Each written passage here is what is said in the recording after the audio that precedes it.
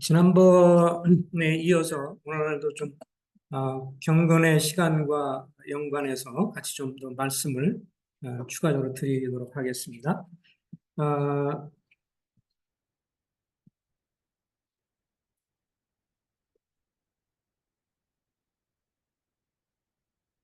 그 경건의 시간에 대해서 다시 한번 좀 읽어볼까요? 네, 하나님의 말씀과 시작.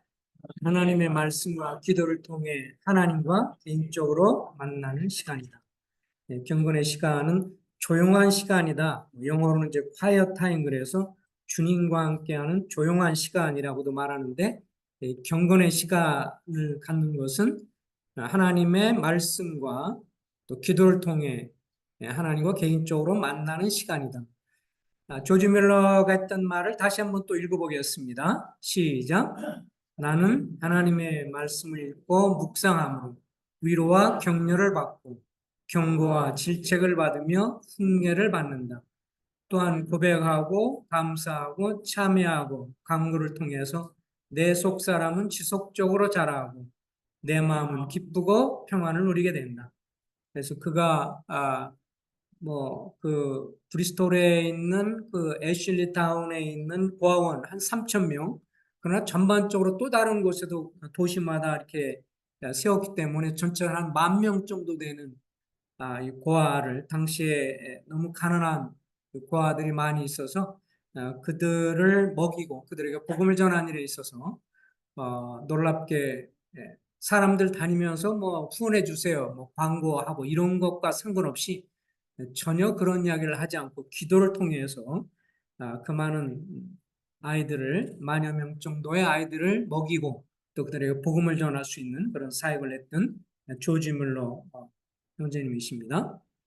그의 간증이죠.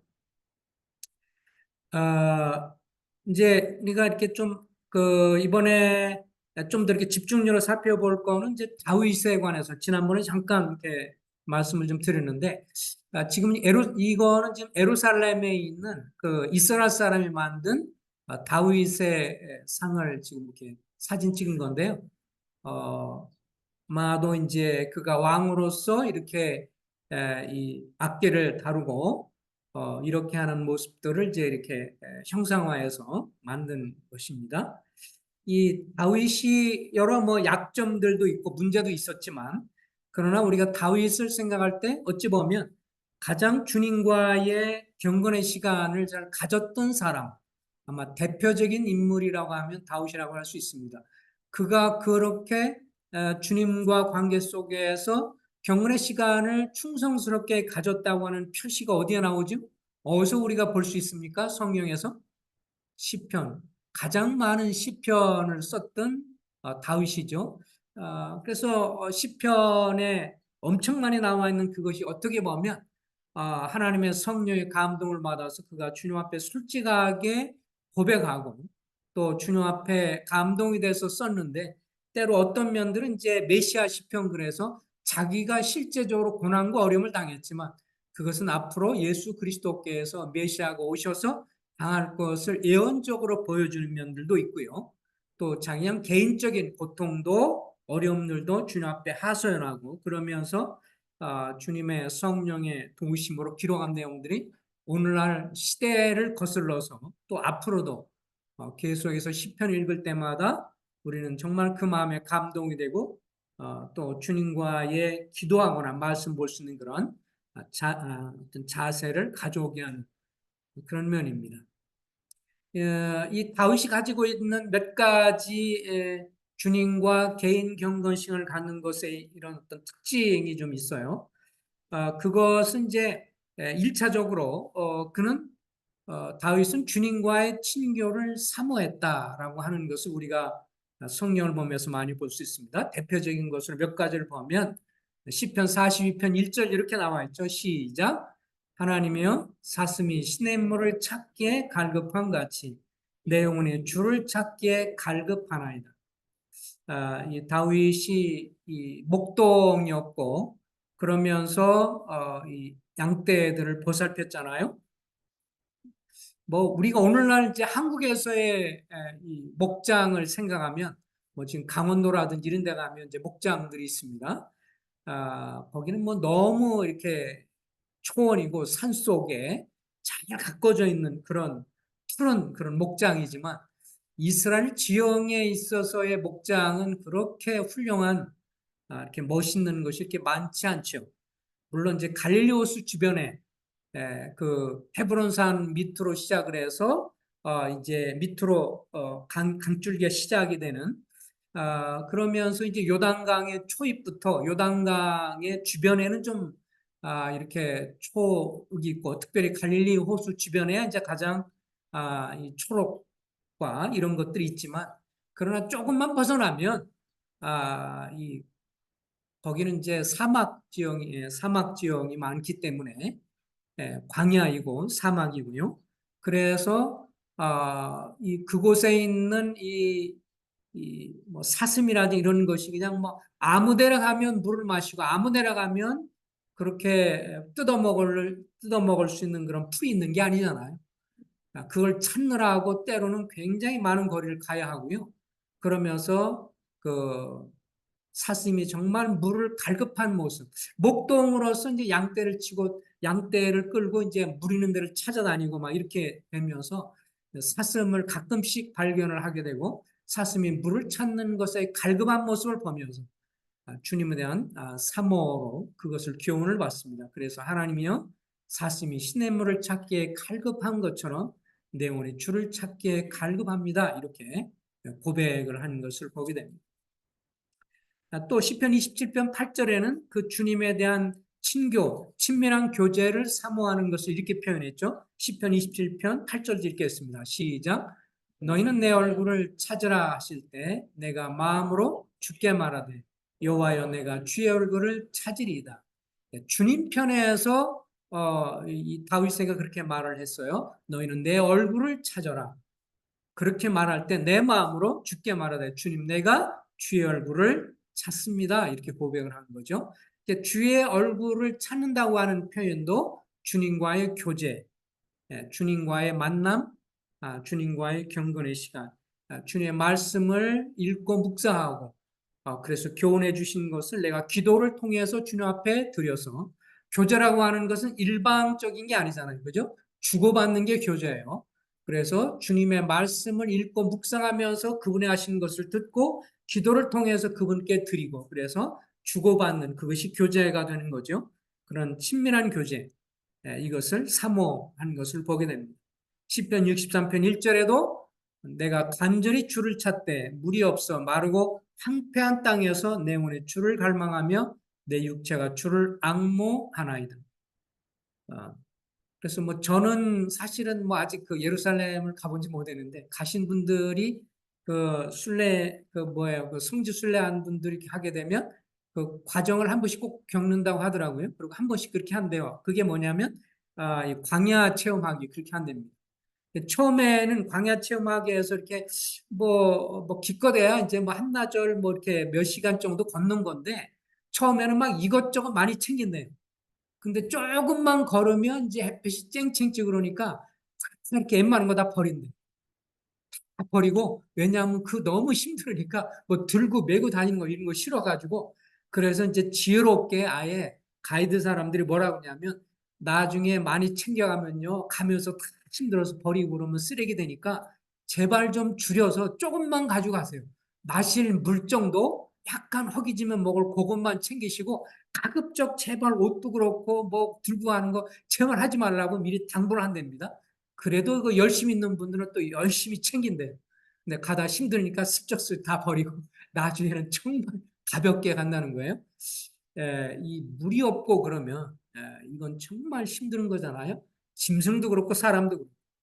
근데 아무 생각이 안 나고 오로지 물만 생각나고 황폐한 곳인데 그런 거를 경험하면서 사도 바울이 내가 간절히 주를 찾되 물이 없어서 마르고 황폐한 땅에서 물을 찾는 것처럼 내가 주님을 갈망하나이다. 이렇게 표현을 했습니다.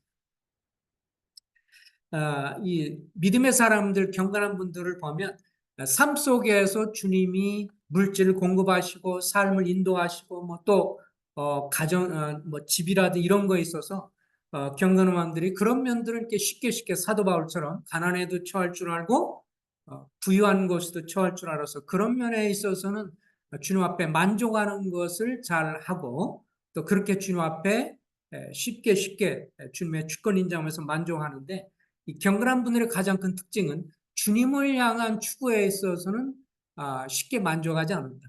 늘 주님을 더 갈망하고 소망하고 더 주님과의 친밀한 교제.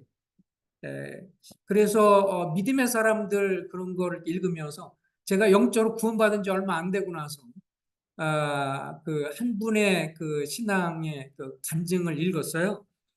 데이빗 브레너드의 일기라고 하는 것이 이제 선교 그때 당시 뭐 선교에 대해 좀 관심 갖고 그러니까 선교에 대해 좀 나름대로도 관심이 더 깊었던 분이 이걸 통해서 배우라고 저를 딱 읽으라고 주었어요. 근데 얼마 정도 있다가 제가 도저히 술이 높아서 못 따라하겠더라고요. 그래서 읽으면서 감동이 되는 게 아니라 그분은 이제 미국의 그리스도인인데 구원받고 회개한 다음에 미국에 있는 인디안들에게 찾아가서 복음을 전한 분이에요. 나중에 거기 보면 뭐 놀라운 그런 이야기들이 많이 나옵니다. 어, 인디안 말을 모르니까 인디아어를 잘할 줄 알고 영어를 할 줄 알며 인디아 사람으로 인디안들의 말을 할 줄 아는 사람을 섭외를 해가지고 이제 좀 사례를 하고 그 사람이 통역하게 하는데 이 양반이 술주정뱅이에요. 그러니까 통역 시간이 뭐 멀쩡해서 통역해야 되잖아요. 근데 이 양반이 술 먹고 와가지고 술 먹은 채로 통역을 하는 건데 술 먹은 채로 통역하는데도 성령께서 역사할 사람들이 구원을 받아. 참, 이게 술 먹고 해로게로 하는데도, 그러니까 그 부분에서 정말 주님의 그 놀라운 역사를 보게 되고, 나중에 이 사람이 술 먹고 맨날 해롱해롱 하다가, 뭐, 통역하다가 이 사람이 구원받아요.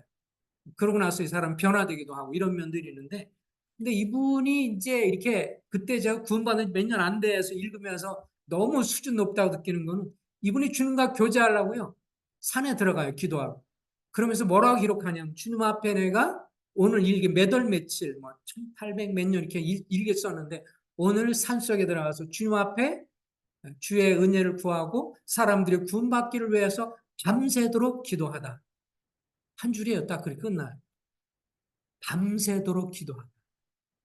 그러니까 밤이 맞도록 기도하고 아침에 돌아왔다. 이런 식으로 표현하는데, 밤새도록 몇 시간을 그렇게 기도하는 게 구원받은 지 얼마 안 사람이 읽을 때 너무 수준이 높으니까, 야, 이 양반은 수록 그런 게 많아요. 오늘 또 내용이 갈급해서 숲을 속에 들어가서 뭐 오전 동안 주님과 기도하면서 기도했는데 온몸이 땀으로 젖었다. 이렇게 뭐 한두 마디 이렇게 한두 구절 이렇게 짤막 기록하는데 정말 수준이 있는 그런 그래서 하나님의 역사를 더 놀랍게 주님의 역사를 보게 된 것 같습니다. 지금도 그래서 뭐 교파를 초월해서 데이빗 브레너드의 일기는 많은 선교사들의 어떤 교본처럼 읽혀지기도 하는데 이렇게 주님을 사모한 그런 사람의 모습입니다. 여기에 다윗이 주님을 이렇게 추구했던 것을 보게 됩니다. 그 다음에 이 다윗이 그 기록한 여러 구절에 보면 뭐 우리가 각자 자기 시간을 선택해서 하지만 아침에 주님과의 친교를 더 사모했던 것을 보게 되죠. 자, 시편 5편 3절 같이 읽을까요? 시작. 여호와여, 아침에 주께서 나의 소리를 들으시리이다. 아침에 내가 주께 기도하고 바라리이다. 또 시편 57편 8절. 아침에 나로 하여금 주의 인자한 말씀을 듣게 하소서. 내가 주를 의뢰함이니이다. 내가 다닐 길을 알게 하소서. 어, 목동으로서 또 나중에 이것이 그때부터 습관이 돼서 그러는지 나중에도 그는 특별히 아침 시간을 더 활용해서 주의 인자한 말씀을 듣게 하소서. 어쨌든 중요한 것은 조용한 시간이에요. 자기의 가장 일생을 살아가면서 자기가 좀 조용하고 집중할 수 있는 시간. 너무 피곤하고 지쳐 있는 시간은 말씀을 읽으면 이제 뭐가 되죠? 자장가가 되죠, 그죠? 말씀을 읽으면서 주여 예 맞습니다. 이러면서 한두 구절 읽다가 계속 이제 너무 피곤하면 그렇게 되니까 너무 피곤할 때는 사실 잠자는 게 더 좋고요. 정신이 온전한 시간에 말씀을 읽고 기도하고 그리고 주님 의뢰하는 것이 더 필요하죠. 아침에 주님과 친교하는 것을 계속했습니다. 이 다윗이 어린 나이에 이제 기름 부음 받아서 나중에 왕이 된다고 하는 걸 사무엘한테 기름 부음 받고 나중 왕이 되어서 주님을 그러면서 주님을 사모한 인물. 그는 어, 목동으로서 양떼들을 돌보는 일을 감당하면서 수도 없이 많은 시들을 또 이렇게 양떼로서 그러면서 나중에 이럴 때 양떼를 지키기 위해서 곰이나 사자가 나타나면 주의 이름으로 싸워서 이기고 그런 것을 경험했기 때문에 나중에 이스라엘 백성들과 이 블레셋의 특별히 골리앗과의 싸움에서도 그가 그렇게 고백했죠. 하나님이 나를 곰과 사자로부터 나를 건지셨기 때문에 저렇게 극악무도하고 무지막지한 2m 뭐 2m가 훨씬 넓은 큰 그런 골리앗과의 싸움에서도 주님이 이기게 하실 것이다라고 이렇게 할수 있었던 건 주님을 계속 경험하고 체험하고 주님과 친교하고 그런 시간을 가졌기 때문에 그렇습니다. 세 번째 그는 말씀 묵상하기를 즐겨했습니다. 우리 시편 40편 1절 말씀을 다시 한번 읽어보겠습니다. 시작. 내가 나의 침상에서 주를 기억하며 새벽에 주의 말씀을 작은 소리로 읊조릴 때 하오리니. 자, 그 다음에 시편 143편 5절도 읽겠습니다. 시작. 내가 옛날을 기억하고 주의 모든 행하신 것을 읊조리며 주의 손이 행하는 일을 생각하고 그 밑에 119편 97절 시작. 내가 주의 법을 어찌 그리 사랑하는지요. 내가 그것을 종일 작은 소리로 읊조리나이다. 자, 우리가 개역개정 성경에 지금 이렇게 나와 있어요. 개역 한글판에도 이렇게 나와 있는데 이걸 이제 바꾸지 않았어요. 사전을 좀 살펴보면 읍조리다라는 것을 국어 사전에 보면 이렇게 나와 있어요. 뜻을 음미하면서 작은 소리로 시를 읊는다. 이렇게. 뜻을 음미하면서 작은 소리로 이렇게 그것을 음미하고 소리를 내서 읽는 것을 그래서 성경에서는 이제 묵상한다 이렇게 되어 있는데 이 묵상한다는 것은 한문이에요. 한문을 쉽게 우리 한글말로 풀었으면 읊조리다가 됩니다. 그래서 일부러 묵상한다는 표현은 좀 시편에 이렇게 많이 좀 안 나오고요. 주로 이 읊조리다는 표현을 많이 써요. 이게 이제 국어 사전을 살피면서 순수한 우리 한국말이기 때문에 그래서 일부러 개역개정 성경을 번역하면서 이분들이 번역진들이 이런 거를 번역할 때 쉽게 이렇게 선택하지 않거든요. 국어 사전도 살피고 또 이것이 어떤 게 더 원어의 의미를 더 살피는지 엄청 고민하면서 이제 번역위원들이 선택하는 건데 이 읊조린다는 말이 우리한테 좀 생소한데 이거 순수 한글말이기 때문에 이렇게 실었습니다. 읊조린다는 뜻이 뭐라고요? 뜻을 음미하면서 단어 어떤 말이 있으면 하나님은 나의 목자이십니다. 그러면 주님은 나의 목자이시구나 양떼를 생각하고 그래서 뜻을 이렇게 음미하면서 작은 소리로 서로 이렇게 읊는 것, 작은 소리로 말하는 것 이것을 한문으로 말하면 묵상하다, 읊조리다. 그래서 시편에 보면 읊조린다는 말, 묵상한다는 말과 동의어로 사용된다는 것을 좀 마음에 생각하시기 바랍니다. 그래서 그는 다윗은 주님에 대한 것들을 주님의 말씀들 그리고 특별히 이제 아마 그때 당시에는 이 구약 성경이죠. 구약 성경들 모세오경 그러면서 그런 것들을 묵상하면서 또 주님의 행하신 이스라엘 백성들 애굽 땅에서 건져내시고 그런 옛날을 기억하고 주께서 행하신 모든 일들을 주님이 창세기 1장에서 말하고 있는 하늘과 땅과 이 모든 것을 창조하신 것을 기억하고 그것을 다시 한번 뜻을 음미하면서 그렇게 묵상한 그래서 주의 법, 주의 말씀을 어찌 그리 사랑하는지요. 내가 그것을 종일 작은 소리로 읊조리나이다. 뜻을 음미하면서 작은 소리로 읽는다, 또 암송한다 이렇게 표현해주고 있습니다.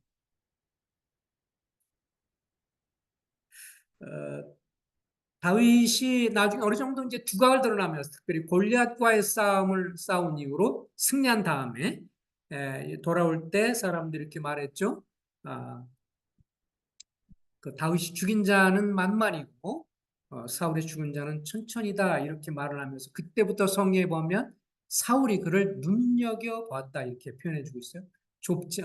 곱지 않은 시선으로 바라보기 시작했다는 거죠. 그때부터 질투의 이 마음이 들기 시작을 해서 나중에는 이제 창으로 그를 던져서 죽이려고 하고 그것이 실제로 계속 반복이 되니까 결국은 친구 요나단과 헤어지고 이제 도망가서 아둘람굴의 사진인데 아둘람굴에 이제 숨어 살기 시작하고 그때 마음이 사울 왕의 폭정에 이기지 못한 사람들이 모인 것이 아둘람굴이 되겠는데요. 그러면서 그는 이런 데 다니면서 자기가 당한 것들에 대해서 솔직하게 고백하는 것이 다윗의 시편의 특징인 것을 보게 되죠. 그러니까 뭐 멋있게 보이려고 다른 사람 앞에 멋있게 보이고 뭐 잘 보이려고 이렇게 시를 쓴 게 아니라 주님 앞에서 자기의 솔직하고 진솔하고 정말 꾸밈 없는 그런 고백을 주님 앞에 한 것을 보게 되죠. 예를 들면 뭐 이런 고백을 그대로 했죠. 시편 18편 1절에서는 다 같이 읽겠습니다. 시작.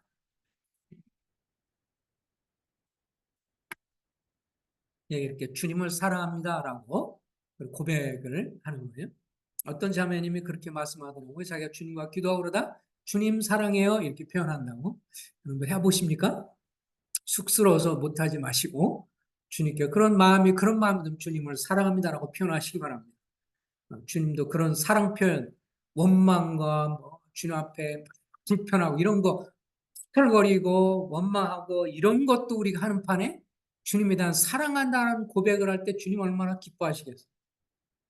뭐 마음을 다 아시는데요. 마음을 아시지만 그러나 입으로 표현하면 좋죠.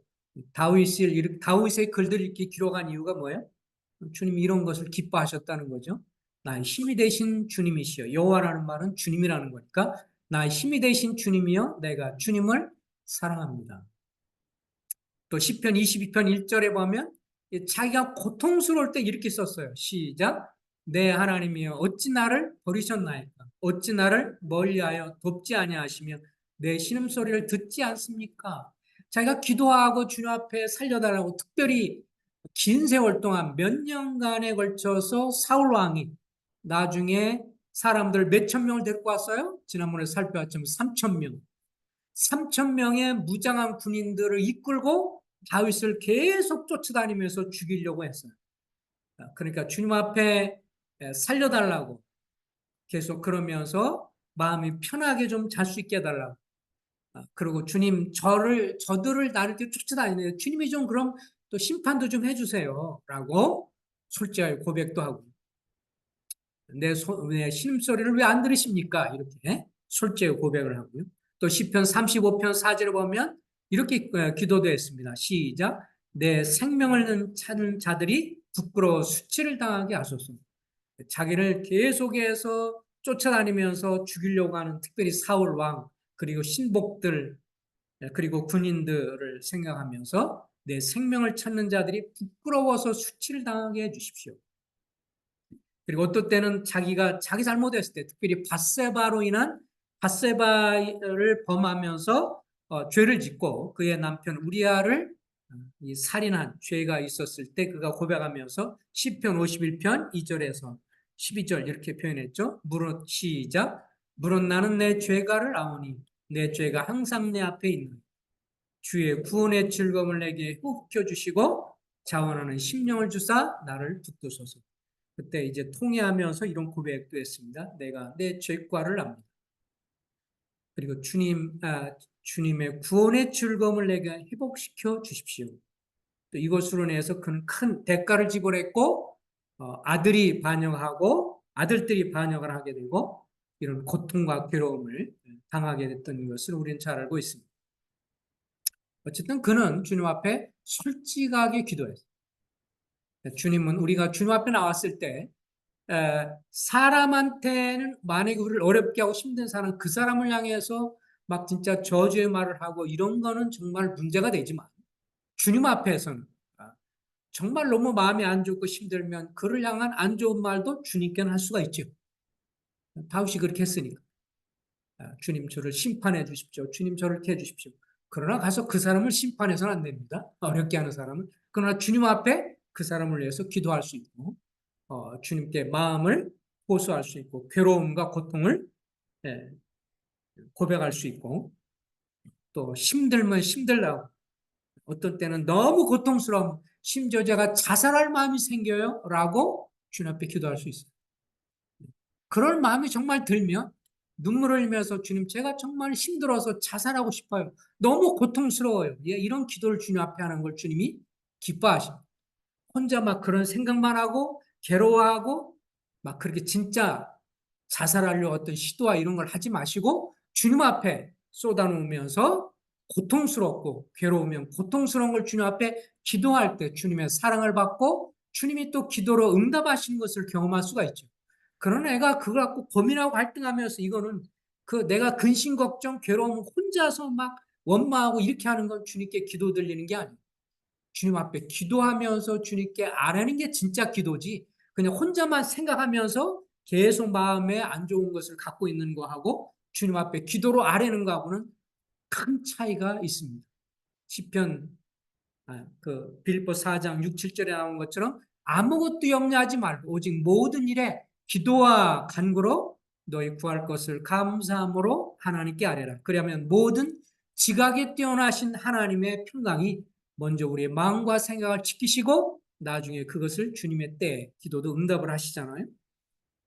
솔직하게 주님 앞에 나아가는 그 마음을 솔직하게 진솔하게 나아가는 주님이 내가 이거 하면 안 되는데 이거 하면 잘못된 거 알아요. 그런데 내가 힘들어요. 이것도 내가 헤어질 수 있게 해주시고 예, 내 유혹받는 것에서 내가 이것을 나올 수 있게 좀 도와주세요. 라고 솔직하게 고백하는 이렇게 나아가는 걸 주님이 솔직한 마음과 고백을 기뻐하십니다. 다윗이 그런 모습을 너무 많이 보여주잖아요. 다윗의 시편을 읽으면요. 대부분의 많은 경우 정말 몇 장 정도만 읽어도 다 같은 마음으로 공감할 수 있고요. 예.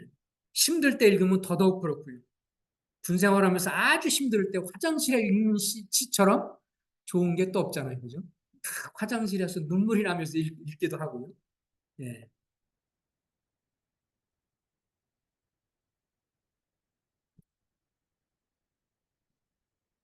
그러면서 우리 성부와 교제하신 주 예수님의 본도 주님의 본을 주님과 교제한 성부와 교제하시는 모습이 나오죠. 마가복음 1장 35절 다 같이 읽어보겠습니다. 시작. 새벽 아직도 밝기 전에 예수께서 일어나 나가 한적한 곳으로 가서 거기서 기도하시더니 새벽 아직도 밝기 전에 예수께서 일어나 한적한 곳으로 가셨다. 그곳에서 기도하셨고 누가복음 5장 15절 16절에서는 다 같이 읽겠습니다. 시작. 예수의 소문이 더욱 퍼지매 수많은 무리가 말씀도 듣고 자기 병도 고침을 받고자 해 모여오되 예수는 물러가사 한적한 곳에서 기도하십니다. 여기 우리의 봉사의 어쨌든 힘의 근원을 잘 보여주고 있죠.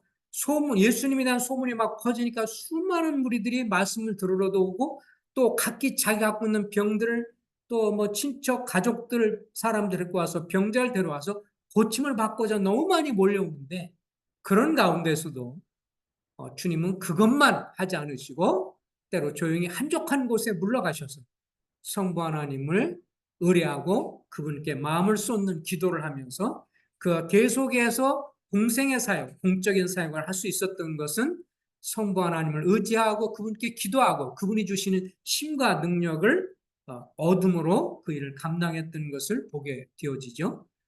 그분이 아들이시지만 권한을 받으셨고 아들이시지만 기도했다면 아들이시지만 하나님과 더불어 말씀으로 기도로 나가는 걸 했다면 우리는 더더욱 필요한 것이 아니겠습니까?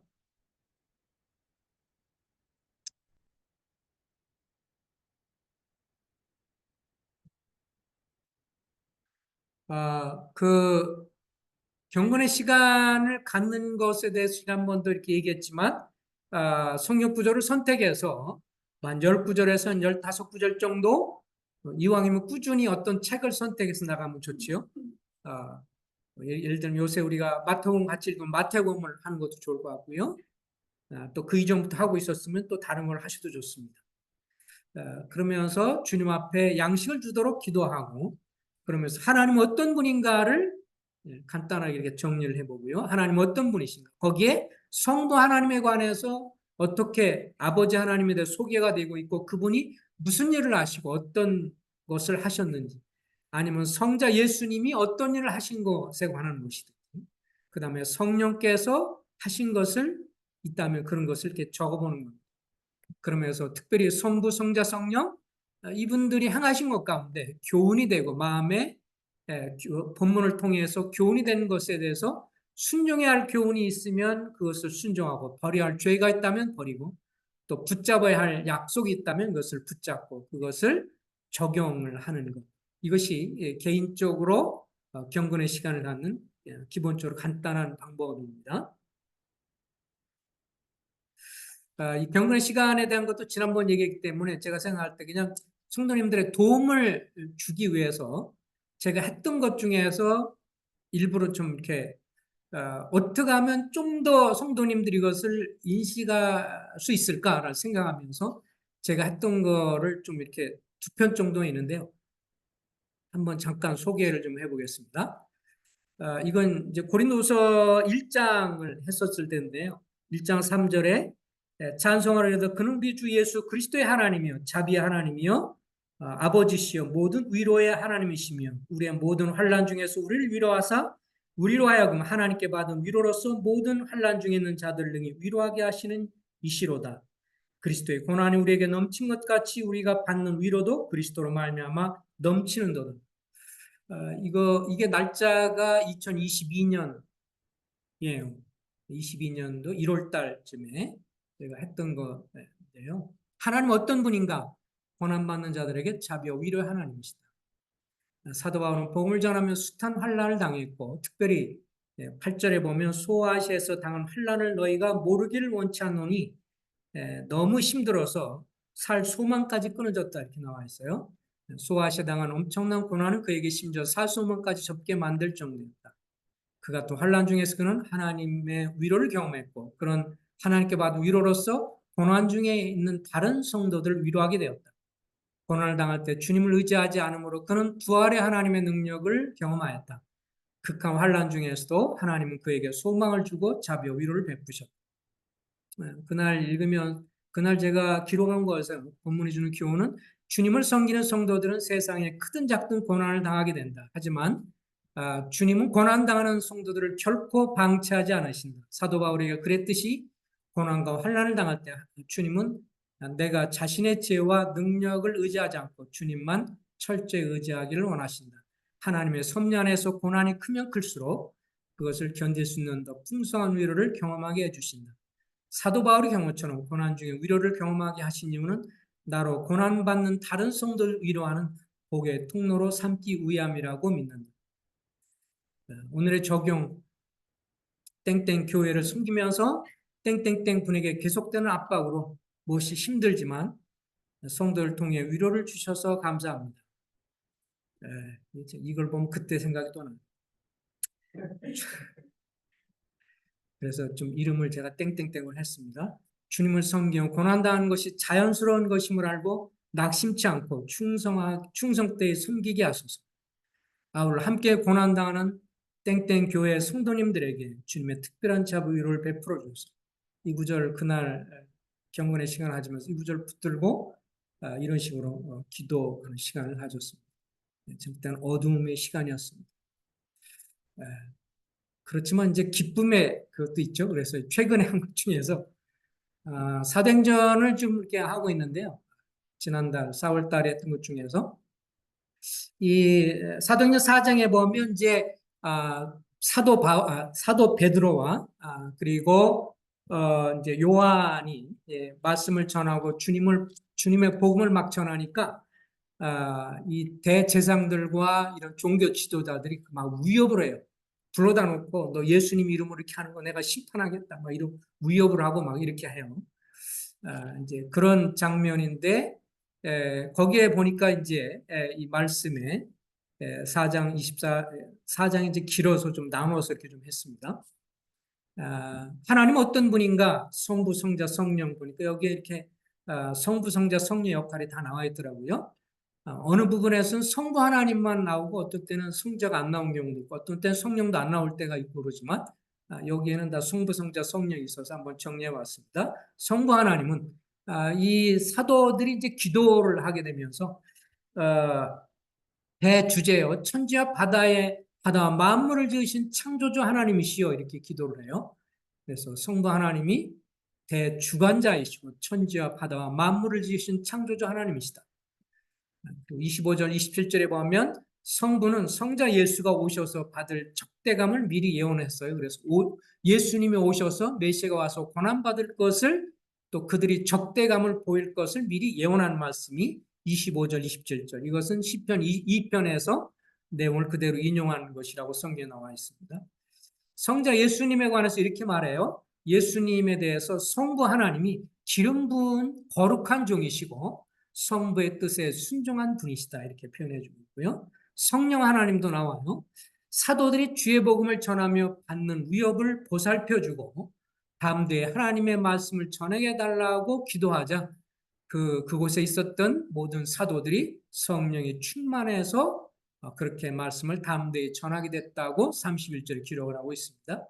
이것을 읽으면서 이제 본문이 주는 교훈을 생각한 것은 당시 종교 지도자들, 제사장들과 장로들이 베드로와 요한에게 더 이상 주 예수의 복음을 전하지 말라고 협박했던 소식을 나머지 사도들에게 전하게 되고요.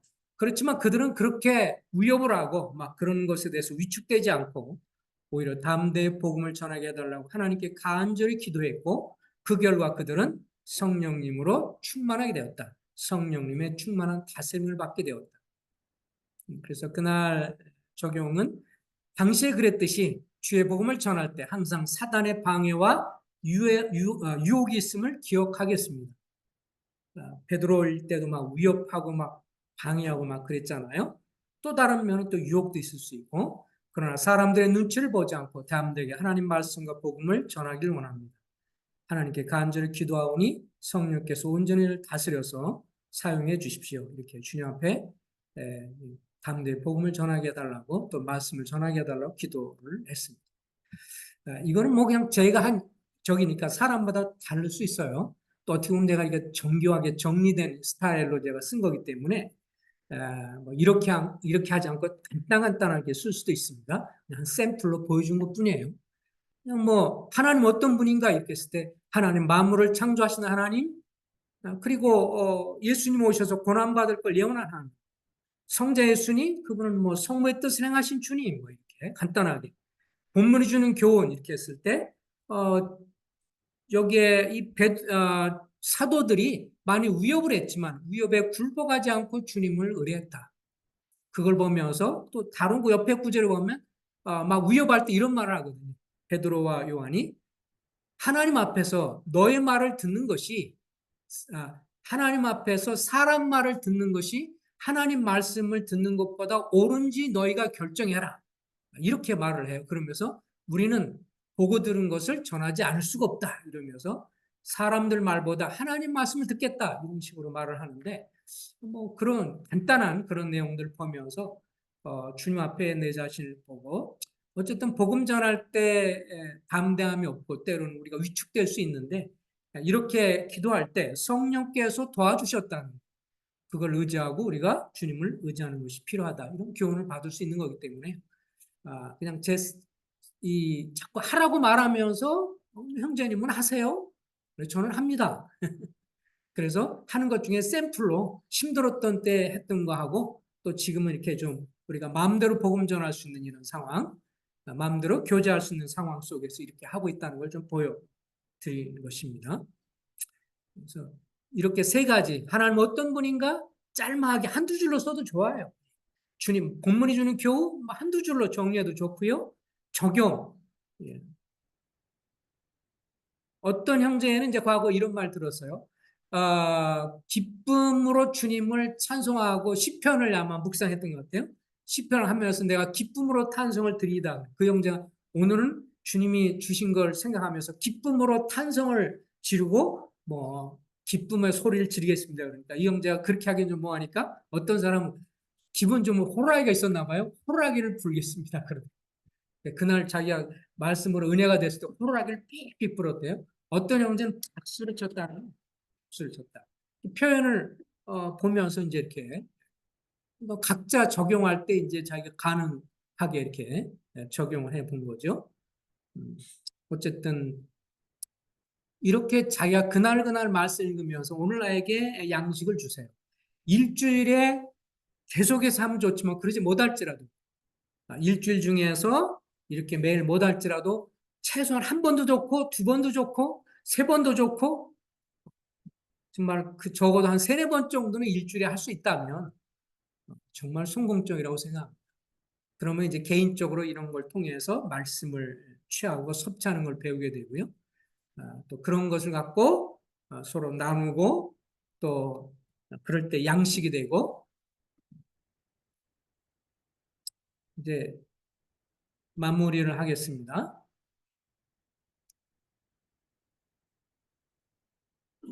한 번씩 이렇게 넘어가는 게 힘드네요. 자, 경건의 시간을 통해 얻는 복이 그럼 뭐냐? 우리 시편 19편을 잠깐 같이 보겠습니다. 시편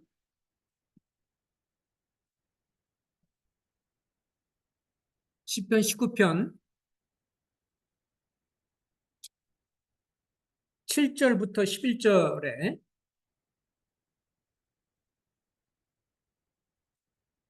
우리 다 같이 한번 형제님들이 읽고 자매님들이 읽고 그래서 11절까지 한번 교독을 하겠습니다. 시작. 형제들 읽습니다. 시작. 여호와의 율법은 완전하여 영혼을 소성시키며 여호와의 증거는 너무 빠른가요? 죄송합니다. 좀 기다리겠습니다.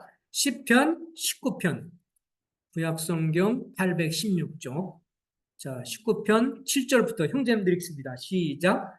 여호와의 율법은 완전하여 영혼을 소성시키며 여호와의 증거는 확실하여 우둔한 자를 지혜롭게 하며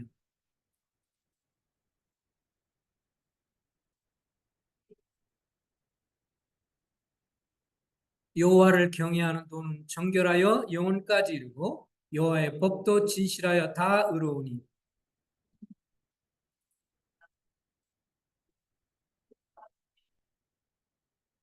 또 주의 종이 이것으로 경고를 받고 이것을 지킴으로 상이 크니이다. 누가 했어요? 다윗이 이렇게 기록하고 있습니다. 그래서 여기에 여호와의 율법, 여호와의 증거, 여호와의 교훈, 여호와의 계명, 여호와를 경외하는 도 다 오늘날 말하면 하나님의 말씀. 이렇게 딱 이해하면 좋습니다. 그래서 주의 말씀은 완전한 영혼을 소생시키고 여호와의 증거는 여호와의 말씀은 주님의 말씀은 확실해서 우둔한 자를 어리석은 자를 지혜롭게 하고 주의 말씀은 정직해서 마음을 기쁘게 하고 주의 말씀은 순결하여 눈을 밝게 하고 그리고 주의 말씀의 도는 정결해서 영원까지 이루고 또 진실하니 그러므로 금 순금보다 더 사모할 것이고 송이꿀보다 더 달다. 그리고 주님의 종들이 이것을 통해서 경고를 받고 의의 길로 바른 길로 가게 되고 이것을 통해서 그 말씀에 순종함으로 상이 큽니다. 그래서 이 경건의 시를 통해서 얻는 복들이 여기 보면 하나님을 알고 경험하는 기쁨을 누릴 수 있죠. 여기 보면 마음을 기쁘게 한다 그랬어요. 그러니까 주님이 어떤 분인가 막연하게 알려고 하지 말고 주님이 어떤 분인가 그러면 말씀을 읽어야죠. 그죠? 말씀 읽고 그 가운데 뭐라고 말하는지 읽어야 돼요.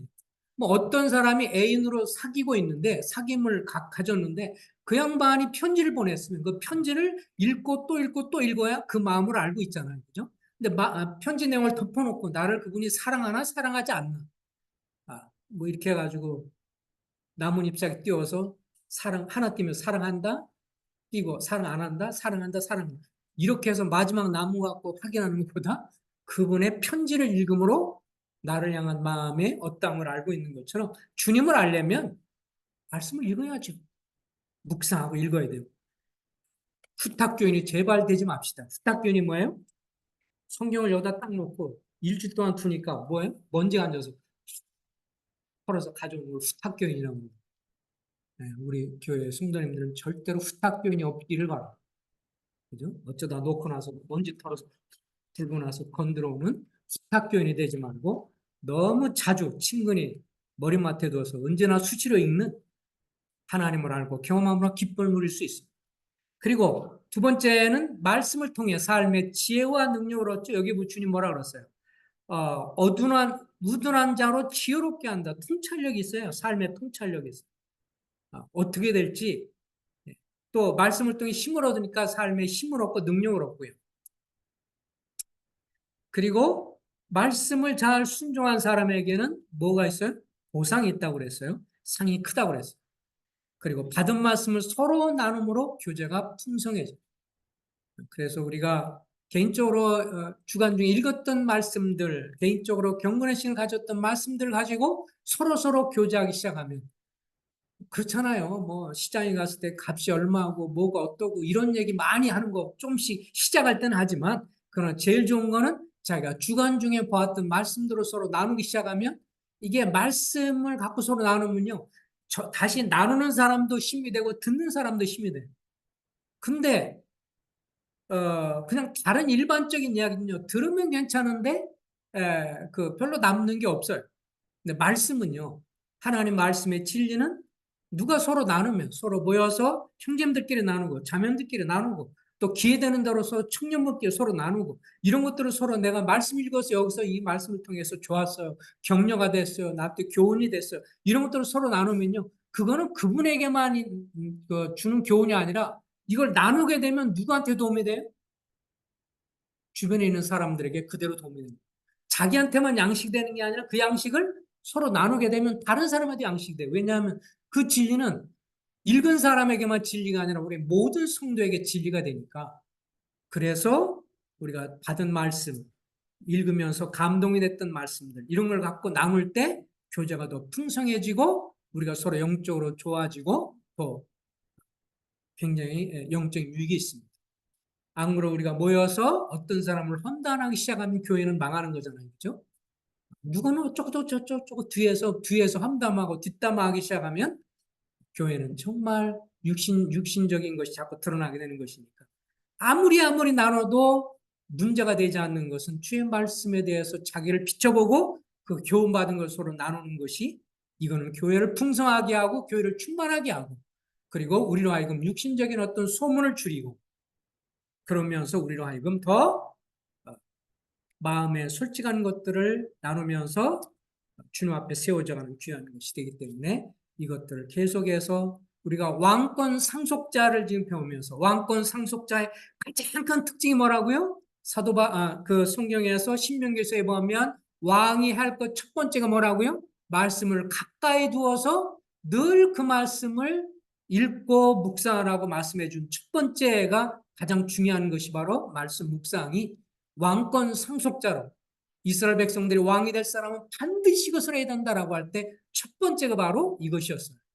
우리가 이 세상에 그리스도와 함께한 왕권 상속자로서 우리도 역시 주의 말씀을 사모하고 그 말씀을 즐거워하고 또 그 말씀을 읽고 묵상해서 교훈받은 것들을 서로 함께 나누는 그런 정말 놀랍고 귀한 그런 좋은 풍습들, 좋은 우리만의 갖고 있는 문화유산들이 되면 좋겠습니다.